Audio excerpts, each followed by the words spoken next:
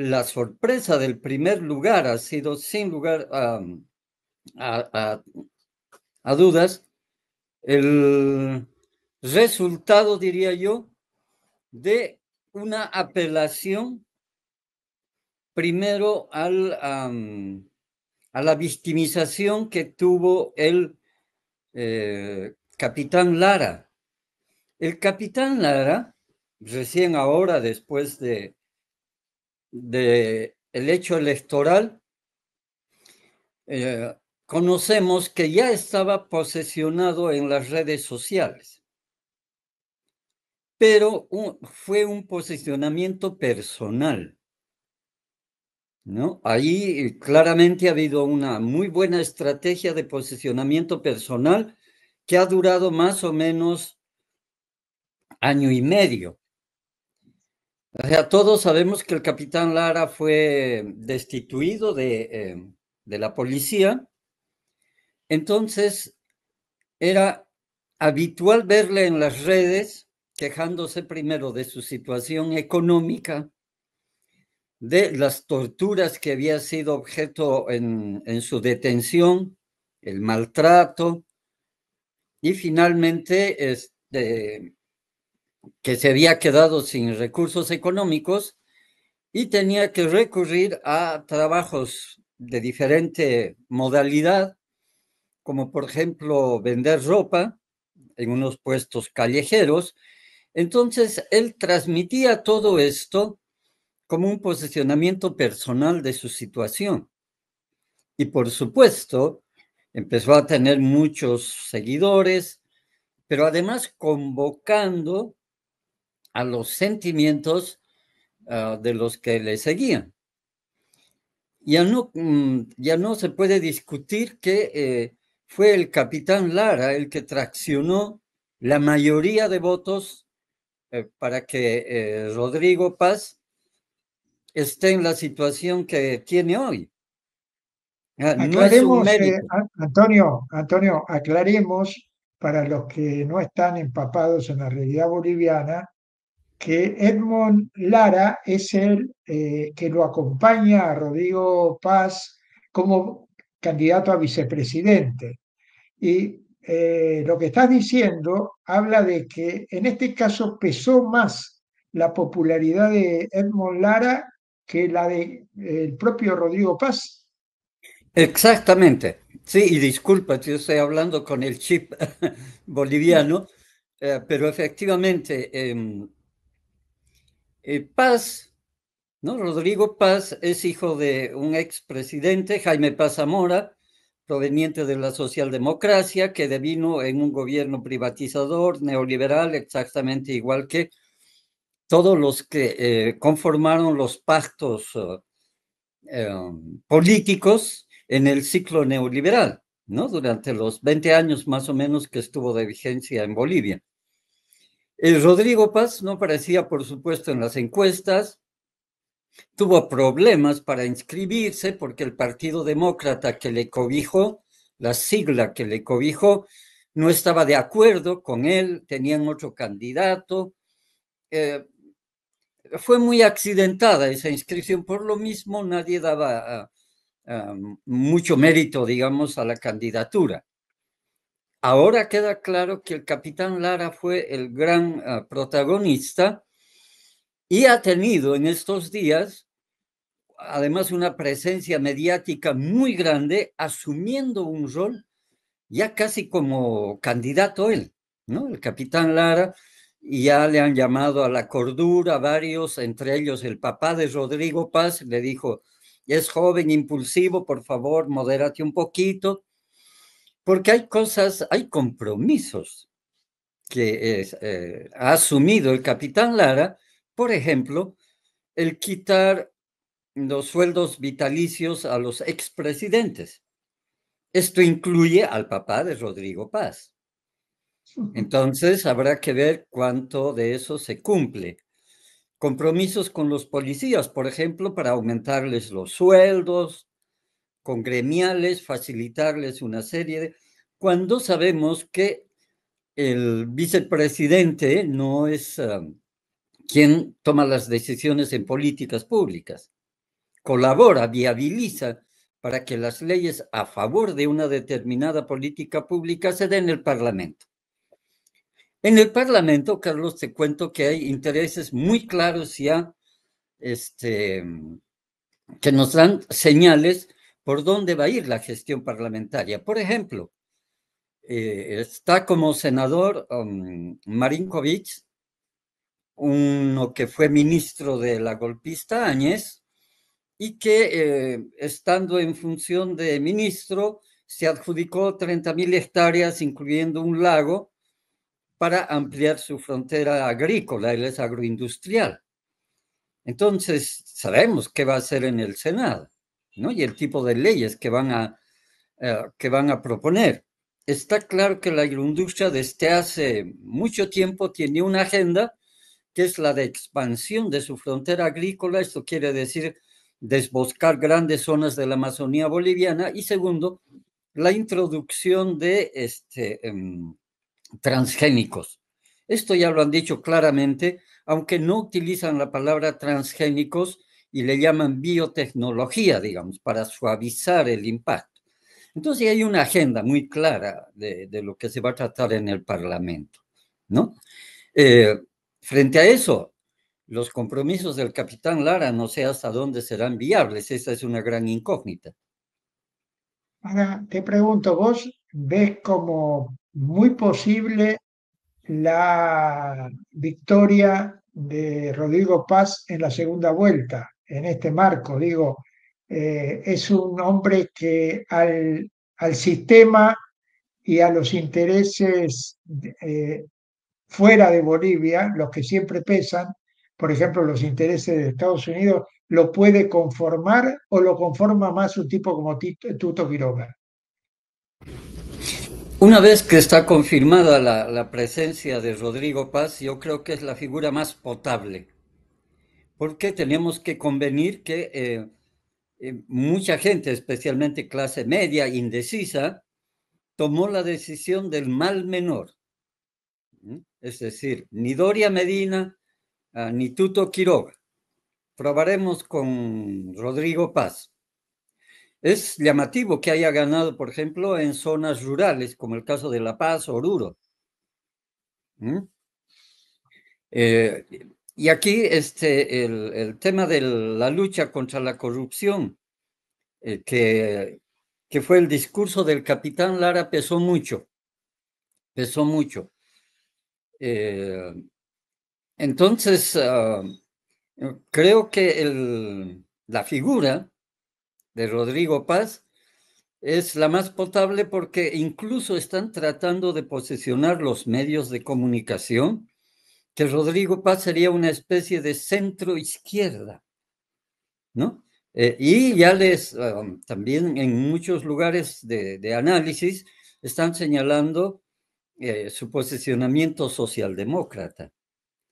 Pero cuando uno ve su agenda, su propuesta, es absolutamente neoliberal. Te habla de privatizaciones, te habla de achicar el Estado, te está hablando de procesos de entrega de recursos naturales, en fin, son medidas estrictamente neoliberales. Y en la agenda boliviana, es decir, los intereses que están presentes ahí, tienen que ver con la propuesta de mayor descentralización, la propuesta de los agroindustriales, ¿no? Del poder agroindustrial en Bolivia, que quieren tener la sartén por el mango en el tema de tierras, de decisión económica departamental. No hay que olvidarse que ellos proponen una agenda federal, ¿no? Y van a caminar ahí.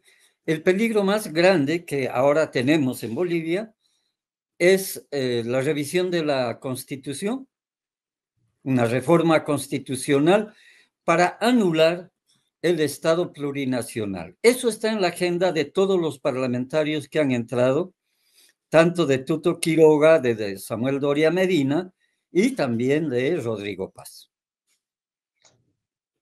Vamos ya con esta introducción que has hecho al final, vamos a la parte trágica de todo esto, que es la derrota, la implosión de la izquierda para autoderrotarse. Eh, una reflexión tuya, hemos hablado bastante sobre todo esto, pero una reflexión tuya ahora que llegamos a este final previsto en lo que hace al triunfo de la derecha y a la derrota y además la destrucción del MAS, del movimiento al socialismo. En estos días estuvimos conversando con gente que está muy lejos de Bolivia, pero que ha sido militante en el tema del voto nulo, que fue la propuesta de Evo Morales. Y en muchos lugares dicen bienvenida a esta prueba, porque la ven como una prueba. Y dicen esto ha permitido depurar este camino errático que se estaba dando ya en los últimos tiempos, incluso del gobierno de Evo Morales. Dice, esto nos permite aclararnos por dónde tenemos que ir. La gente está muy consciente que hay desafíos muy grandes. Y también me parece saludable que muchos de ellos señalen que no tenemos que detenernos en encontrar culpables, sino en construir a partir de hoy una reorganización, un nuevo tejido de las organizaciones, primero sociales, es decir, congresos que vayan sellando la unidad de los actores y después la interpelación al instrumento político. Desde mi punto de vista, esa es una ruta bien planteada. No se puede seguir con las batallas del pasado tratando de encontrar culpables, ¿no? Por supuesto que hay que encontrarlos, que hay que señalarlos claramente, los errores que se han cometido, pero eso no tiene que ser el centro de la atención, porque la derecha va a avanzar desde el minuto cero. Y si no tenemos condiciones de reacción rápida, esto va a tener efectos desastrosos realmente, porque se puede abrir un nuevo ciclo neoliberal, no de 5 años, no de una gestión de gobierno. Ya saben, la derecha sabe muy bien que sobre la base de los pactos puede tener una vida de 20, 25 años. Entonces, más allá de la reflexión de autocrítica que puede haber al interior, está el potenciamiento, la recuperación del acumulado social que tuvieron las organizaciones sociales que son el bastión. Ahora no tenemos Central Obrera Boliviana, no existe la Central Obrera Boliviana. Hace poquito estaba declarando el Ejecutivo Guarachi que habría que apoyar al nuevo gobierno, ¿no? Ya aquí en Bolivia se dice curándose en salud, ¿no? Cuando lo que tiene que ocurrir es un llamado a un congreso de la Central Obrera Boliviana para recomponer no solamente la directiva, sino la misma composición de la Central Obrera Boliviana, ¿no? Y te diré entre medio que tenemos ahora una configuración parecida a la del pre-52.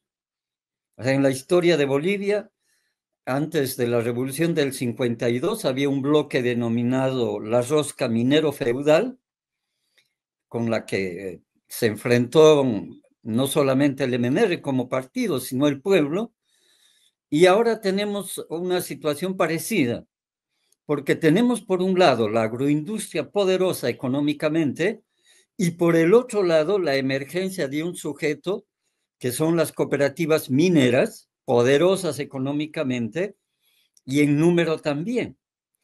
Entonces, estos dos bloques son los que tienen el poder fáctico económico en este momento. Entonces, eso es lo que hay que desmontar, no es tarea fácil. Queda claro que en el marco, aunque sea en el marco de la derrota de la izquierda, el liderazgo de Evo Morales sigue siendo importante. Digo porque, mal que mal, el voto nulo, que es un voto simbólico, pero de un simbolismo muy especial, ha tenido una respuesta, ha habido una disciplina para votar nulamente. Y esto es producto de esta idea de liderazgo que tiene Evo, que con sus errores y sus aciertos ha llegado hasta este final. Ahora, te pregunto, ¿ves posible que frente a un eventual y casi seguro planteo neoliberal desde el minuto cero, porque yo estoy convencido, igual que tú, que estos gobiernos que tenemos últimamente, Milei, el de Paraguay, todos avanzan en los primeros 100 días, lo que no hace la izquierda cuando llega, o el progresismo. Pero es posible que haya movilización, que haya pelea en la calle, que haya eh, respirarle en la nuca a estos neoliberales. El corazón del voto duro, de la militancia duro de Evo Morales es el trópico cochabambino. No solamente el trópico, entre paréntesis, el voto nulo ha ganado en el departamento de Cochabamba, ¿no?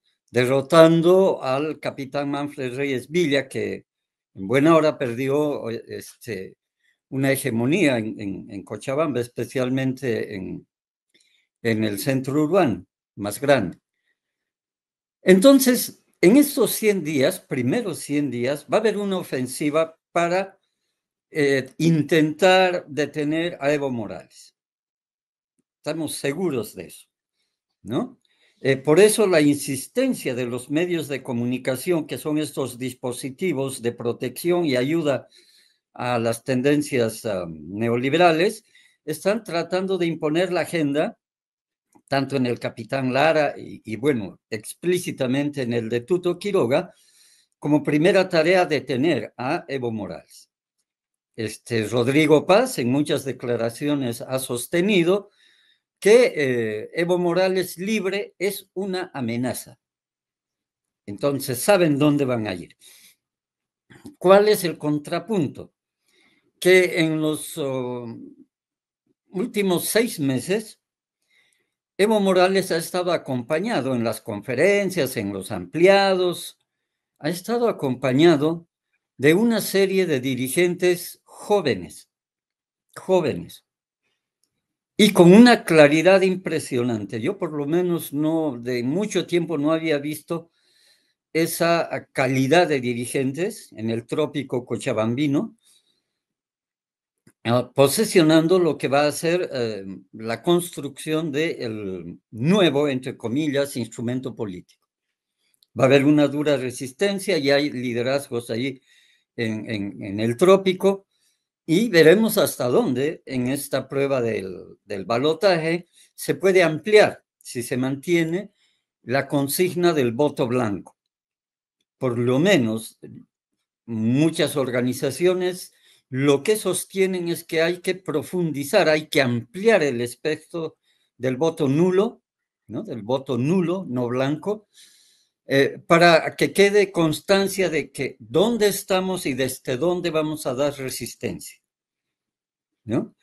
Es una tarea muy dura, pero el trópico, el bastión de Evo Morales, está en un territorio estratégico. Cualquier acción que se desarrolle en el Chapare paraliza al país, paraliza económicamente, físicamente. Esa es una llave, digamos, que la tiene muy bien guardada Evo Morales, sabe cuándo utilizar. Me viene a la memoria las batallas que tuvo que dar con la DEA en los procesos de erradicación de la coca. Por supuesto que fueron enfrentamientos muy dramáticos, pero el saldo siempre fue a favor, siempre salían ganando, ¿no? Y con una dura represión. Por lo tanto, el escenario no es tan trágico como podemos pensar. Si se diera esta idea que estás expresando de que uno de los primeros puntos que van a tratar de hacer es detenerlo. Yo me imaginaba que también pasaba por ahí.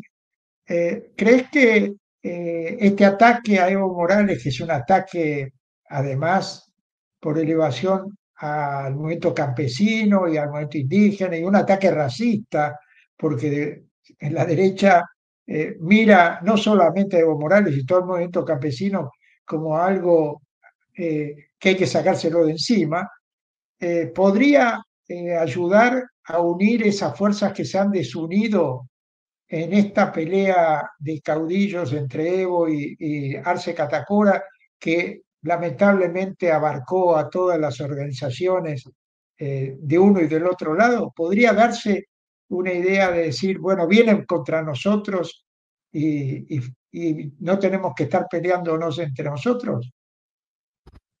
Es una situación un poco compleja. ¿Por qué? El neoliberalismo durante los 20 años de su ciclo despolitizó, desideologizó la sociedad boliviana. Y lamentablemente, el periodo de Evo Morales no hubo acciones para contrarrestar eso, ¿no? Se perdió una oportunidad de recuperar la consolidación de un pensamiento político, ideológico, que fortalezca los movimientos sociales. Esa debilidad ha llevado a que muchas direcciones se conviertan en instrumentos pragmáticos del uso de la política. Hemos visto en estos días, por ejemplo, cómo varios dirigentes de los famosos ponchos rojos ya están haciendo declaraciones de que van a acompañar hasta el último momento a Luis Arce en su gestión y después van a apoyar al gobierno que venga. Es increíble, ¿no? El gobierno que venga es un gobierno de derecha, pero ya lo están manifestando abiertamente, ¿no? Eso nos está señalando este pragmatismo que tienen muchas direcciones y que se van a acomodar a el tipo de gobierno neoliberal. Pero por otra parte, también ya el mismo voto nulo ha demostrado que hay una unidad en ciertos niveles de la organización porque ha habido voto orgánico. Eso es muy importante tomar en cuenta, ¿no? En Bolivia el voto orgánico es aquella que asume una comunidad, una organización y militantemente asumen la decisión tomada. Entonces, esos son buenos puntos de apoyo para una reacción inmediata de organizaciones frente a una embestida, por supuesto, yo diría con algo de violencia, del próximo gobierno, ¿no? Confiamos en que eso ocurra. ¿Cuándo es la votación? La segunda votación es en octubre, ¿verdad? En octubre, la primera, sí, al finalizar la primera quincena.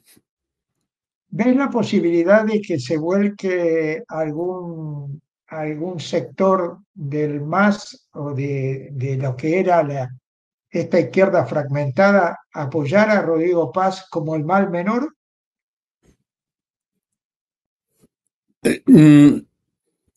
Ha habido un discurso que justificó la presencia de Andrónico Rodríguez, por ejemplo.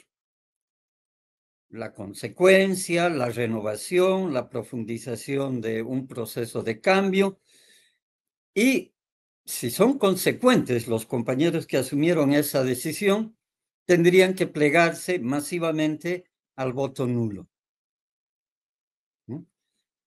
Tendrían que demostrar en un acto de coherencia, ¿no?, esta resistencia a un triunfo,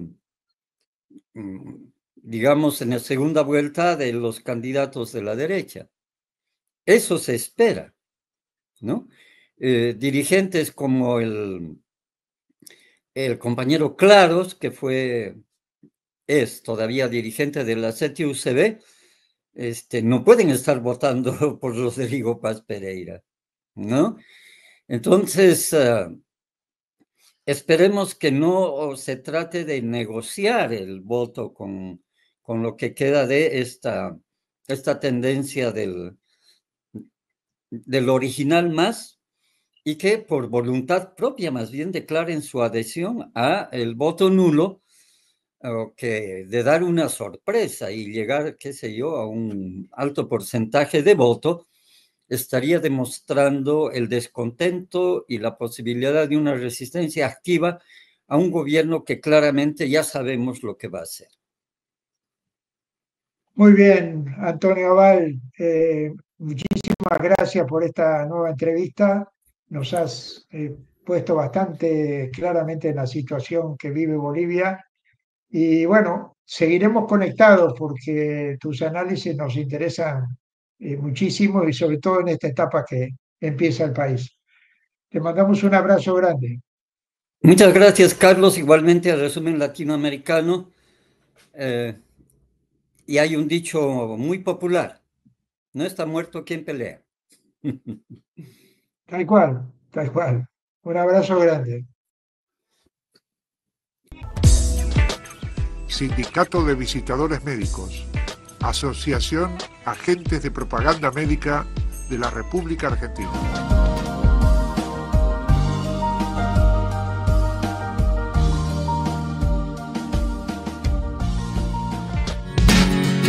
Asociación de Trabajadores del Estado.